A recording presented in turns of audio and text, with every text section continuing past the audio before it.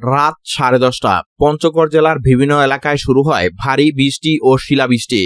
রাত যত গভীর হয়েছে, ঝড়ের তীব্রতা ততই বেড়েছে। রাত 12টার পর এটি পূর্ণাঙ্গ কালবৈশাখী ঝড়ে রূপ নেয়।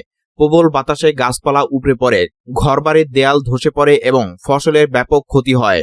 সদর উপজেলা চানপাড়া এলাকায় সবচেয়ে করুণ ঘটনা ঘটে। নিজ ঘরে একা ছিলেন 78 বছর বয়সী চাকাতি বালা। হঠাৎ প্রচন্ড ঝড়ে একটি বড় গাছ তার ঘরের উপর ভেঙে পড়ে। ঘরটি একেবারে ধসে যায় এবং গাছের নিচে চাপা পড়ে ঘটনাস্থলেই প্রাণ হারান তিনি। স্থানীয়রা জানান, ঝড়ের তীব্রতা এতটাই ছিল যে কেউ সাহায্য করার সুযোগ পাননি। এছাড়া ঝড়ের সময় দেয়াল ধসে এক দম্পতি আহত হয়েছেন। তাদের অবস্থা স্থিতিশীল বলে জানা গেছে। জেলার আটোয়ারী ও বোদা উপজেলাতেও শিলাবৃষ্টি ও ঝড়ে ঘরবাড়ি ও ফসলের ব্যাপক ক্ষয়ক্ষতি হয়েছে। অনেক কৃষকের সবজি ও ধানের ক্ষেত নষ্ট হয়ে গেছে। স্থানীয় প্রশাসনের কর্মকর্তারা ঘটনাস্থল পরিদর্শন করে ক্ষতিগ্রস্তদের সহায়তার আশ্বাস দিয়েছেন। রোববার রাত 10টার দিকে সাতক্ষীরা জেলাতেও আকস্মিকভাবে শুরু হয় একই রকমের কালবৈশাখী ঝড়। প্রবল দমকা হাওয়া ও শিলাবৃষ্টিতে মুহূর্তের মধ্যে জনজীবন বিপর্যস্ত হয়ে পড়ে। জেলার বিভিন্ন এলাকায় টিনের ঘরের চাল উড়ে গেছে, বড় বড় গাছ উপড়ে সড়কে পড়েছে এবং বিদ্যুতের তারের উপর ডালপালা ভেঙে পড়ায় অনেক জায়গায় এখনো বিদ্যুৎ সরবরাহ বন্ধ রয়েছে। সাতক্ষীরা শহরের সুলতানপুর এলাকায় ক্ষয়ক্ষতি সবচেয়ে বেশি। স্থানীয়দের তথ্য অনুসারে অন্তত 15টি টিনের ঘরের চাল সম্পূর্ণ উড়ে গেছে। অনেক পরিবার রাতের বেলায় খোলা আকাশের নিচে আশ্রয় নিতে বাধ্য হয়েছেন। সুলতানপুরের বাসিন্দা জাবেদা খাতুন কান্নাজড়িত কণ্ঠে বলেন, রাতের ঝড়ে সব শেষ হয়ে গেছে। ঘরের চাল উড়ে গিয়ে ভিতরের জিনিসপত্র সব নষ্ট হয়ে গেছে। এখন থাকার মতো কোনো জায়গা নেই। আরেক বাসিন্দা বিউটি খাতুন বলেন, শিলাবৃষ্টির সঙ্গে ঝড় এত জোরে ছিল যে ঘর ধরে রাখা যায়নি। আমরা প্রাণ নিয়ে বের হতে পেরেছি, কিন্তু ঘরের আর কিছু অবশিষ্ট নেই। জেলার অন্যান্য এলাকায়ও গাছপালা উপড়ে পড়ে সড়ক যোগাযোগ সাময়িকভাবে ব্যাহত হয়। অনেক কৃষকের ফসলের ক্ষেত নষ্ট হয়েছে। বিদ্যুৎ বিচ্ছিন্ন থাকায় রাতের পর থেকে অনেক এলাকায় অন্ধকারে ডুবে আছে। স্থানীয় প্রশাসন ও দুর্যোগ ব্যবস্থাপনা বিভাগ ক্ষতিগ্রস্তদের তালিকা তৈরি করছে এবং ত্রাণ বিতরণের প্রস্তুতি নিচ্ছে। বাংলাদেশে মার্চ এপ্রিল মাসে কালবৈশাখী ঝড় খুবই সাধারণ ঘটনা, কিন্তু এবারের ঝড়গুলো শুরু থেকে বেশ তীব্র ছিল। আবহাওয়া অধিদপ্তরের তথ্য অনুসারে প্রবল বাতাসের সঙ্গে শিলাবৃষ্টি এবং বজ্রপাতের কারণে ক্ষয়ক্ষতি বেড়েছে। বিশেষজ্ঞরা বলছেন, জলবায়ু পরিবর্তনের কারণে এ ধরনের স্থানীয় ঝড়ের তীব্রতা ও ঘনত্ব বাড়তে পারে। ক্ষতিগ্রস্ত এলাকার মানুষের মধ্যে এখন চলছে আতঙ্ক ও হতাশা। যাদের ঘরবাড়ি নষ্ট হয়েছে তারা বলছেন, প্রশাসন যেন দ্রুত ত্রাণ ও পুনর্বাসনের ব্যবস্থা করে। অনেকেই রাত কাটিয়েছেন খোলা মাঠে বা আত্মীয়ের বাড়িতে। সারা দেশে আবহাওয়া অধিদপ্তর কালবৈশাখী ঝড়ের সতর্কতা জারি রেখেছে। বিশেষ করে উত্তরাঞ্চল ও দক্ষিণ পশ্চিমাঞ্চলে আরও ঝড় বৃষ্টির সম্ভাবনা রয়েছে। সাধারণ মানুষকে সতর্ক থাকার পরামর্শ দেওয়া হয়েছে। দুর্যোগের সময় ঘরের বাইরে না বের হওয়া, শক্তিশালী ঘরে আশ্রয় নেওয়া এবং বিদ্যুৎ সংযোগ থেকে দূরে থাকা। এই দুর্যোগে যারা প্রাণ হারিয়েছেন ও ক্ষতিগ্রস্ত হয়েছেন তাদের প্রতি গভীর সমবেদনা জানাই। প্রশাসনের পাশাপাশি সামাজিক সংগঠনগুলোকেও এগিয়ে আসতে হবে, যাতে ক্ষতিগ্রস্ত পরিবারগুলো দ্রুত স্বাভাবিক জীবনে ফিরতে পারে। এই ভয়াবহ কালবৈশাখীর তাণ্ডবে প্রাণ হারিয়েছেন এক বৃদ্ধা। শত শত পরিবার আশ্রয়হীন হয়ে পড়েছে। প্রশাসন ও সমাজের উচিত দ্রুত ত্রাণ ও পুনর্বাসনের ব্যবস্থা করা। আবহাওয়া অধিদপ্তরের সতর্কতা মেনে সবাইকে সতর্ক থাকতে হবে। দুর্যোগ কাটিয়ে দ্রুত স্বাভাবিক জীবনে ফিরে আসুক ক্ষতিগ্রস্ত মানুষ। সাবেক ডিআইজি আব্দুল জলিল মণ্ডল গ্রেফতার।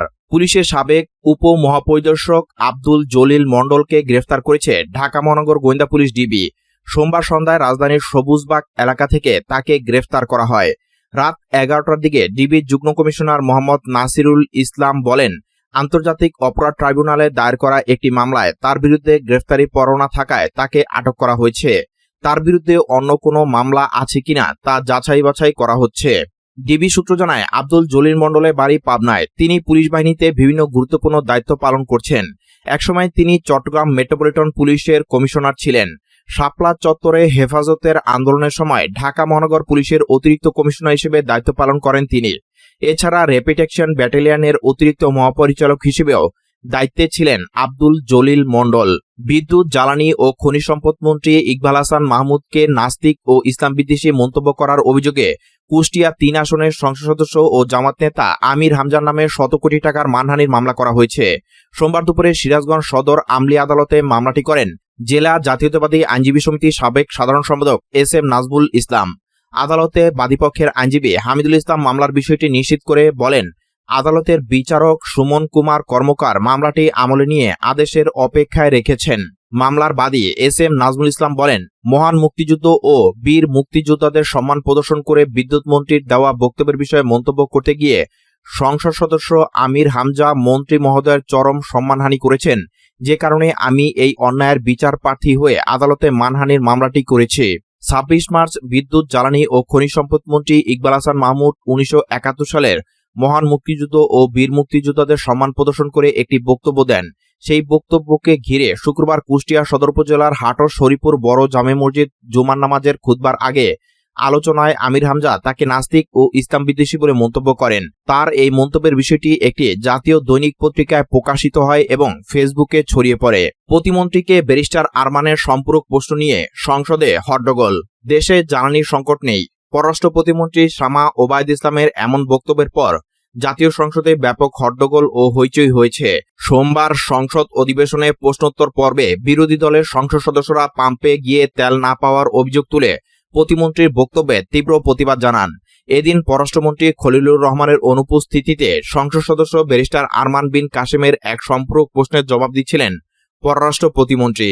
আরমান বিন কাসেম তার প্রশ্নে মধ্যপ্রাচ্যের যুদ্ধ পরিস্থিতি এবং দেশের জ্বালানি সংকট নিয়ে গভীর উদ্বেগ প্রকাশ করেন।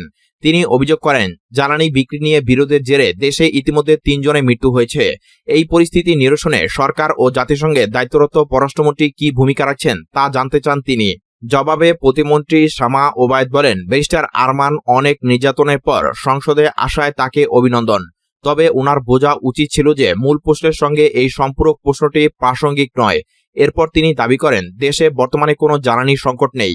এই মন্তব্য করার পরপরই বিরোধী দলীয় সংসদ সদস্যরা সিট ছেড়ে দাঁড়িয়ে হট্টগোল শুরু করে।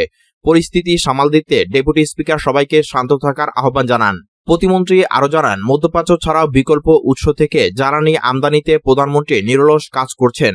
এছাড়া যুদ্ধে ক্ষতিগ্রস্ত প্রবাসীদের বিষয়ে তিনি জানান, চলমান সংঘাতের কারণে ৫ জন বাংলাদেশি নিহত হয়েছেন এবং ১৮৬ জনকে বিশেষ ফ্লাইটে দেশে ফিরিয়ে আনা হয়েছে। তবে প্রতিমন্ত্রীর সংকট নেই দাবির বিপরীতে সরাসরি অভিযোগ তোলেন কুড়িগ্রাম ১ আসনের জামাতের সংসদ সদস্য মোহাম্মদ আনোয়ারুল ইসলাম। ৭১ বিধিতে দেওয়া বক্তব্যে তিনি বলেন, আজ আমি নিজেও কয়েকটি পাম্পে ঘুরে আমার গাড়ির জন্য তেল পাইনি, অথচ বলা হচ্ছে সংকট নেই। তার এই বক্তব্যের সমর্থন জানান সাতক্ষীরা ৪ আসনের সংসদ সদস্য জি.এম. নজরুল ইসলাম। তিনি জানান, তার এলাকাতেও পাম্পে তেল মিলছে না, তবে বাইরে বোতলে করে চড়া দামে ঠিকই তেল বিক্রি হচ্ছে। পরে ৩০০ বিধিতে দেওয়া এক বিবৃতিতে বিদ্যুৎ, জ্বালানি ও খনিজ সম্পদ মন্ত্রী ইকবাল হাসান মাহমুদ টুকু জানান, দেশে চাহিদার চেয়ে বেশি জ্বালানি মজুত রয়েছে। তিনি বলেন, ফিলিং স্টেশনগুলোতে যে ভিড় দেখা যায় তা প্রকৃত সংকট নয়, বরং যুদ্ধের আশঙ্কায় অতিরিক্ত ক্রয় ও মজুত করার প্রবণতা থেকে তৈরি হওয়া কৃত্রিম চাপ।